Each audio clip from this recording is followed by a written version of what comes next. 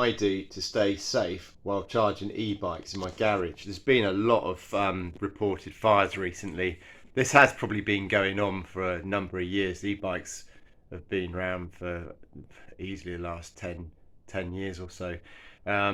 What I'd say is, though, obviously the number of e-bikes is increasing in the UK, and these instances are quite hot in the press at the moment. But from a personal point of view, you need to do a few things which I don't think I've read about, but you should be doing. So in the garage, I've got by default two smoke detectors. These one of them's a sealed unit and one's just a cheap 9-volt battery one.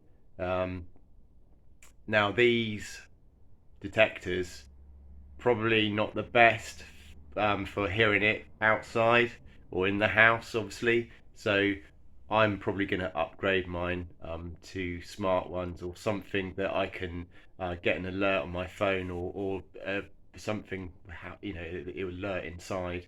But I never charge overnight. That's the other thing to remember. Do not leave your e-bikes charging overnight.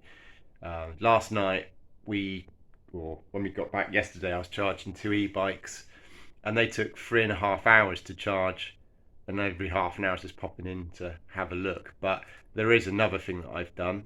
CCTV in the garage. This camera covers the whole of the garage.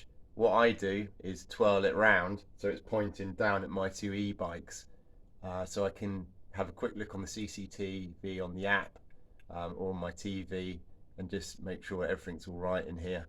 That's another good tip if you have got CCTV cameras. Next, we look at the chargers themselves. These chargers came with the e-bikes.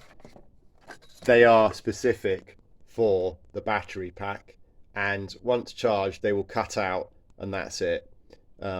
These get very hot, like ridiculously hot, when the charge is taking place.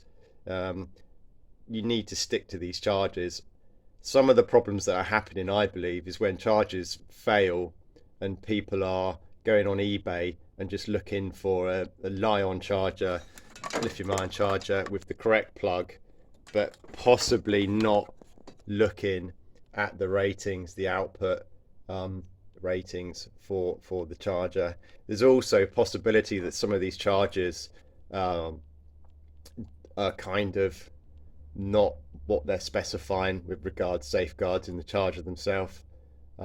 So possibly when the batteries are charged, it's continuing to charge them, overcharging, and then you're ending up with what happens with lithium-ion batteries in e-bikes and EVs is thermal runaway, which is a bit of a nightmare. It's proving difficult for fire brigades as well, because thermal runaway in lithium batteries isn't just a case of pouring loads of water on the thing. It's a chemical reaction, and it's like a giant fire lighter. So some of these incidents have been catastrophic in houses.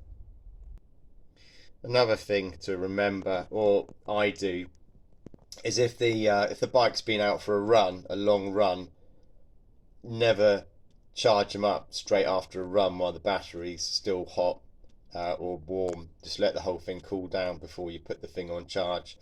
That helps with the battery kind of longevity, I believe, my experience of lithium batteries in the last 10-15 years.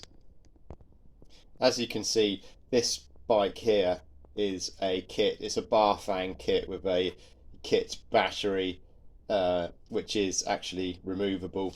The majority of incidents are happening when the batteries are under charge. So when the battery's stagnant like this, ensure it is switched off, but the chance of a fire happening with the battery in a non-charging state is fairly small. As you can see, this battery, it is quite old. Things have gone wrong with it with regards to the key switch, but it's got its fuse inbuilt. Should there be any short circuiting of the electrics at all. Going back to charging, some people don't have the option of charging either outside, which is ideal, your back garden, possibly lock your e-bike up, but that's probably the safest, is to charge. If you've got an external socket, just charge your bike outside and you can see it in the garden, even if it's in a shed, charging it with an extension cable rather than having it anywhere in your house, or your garage.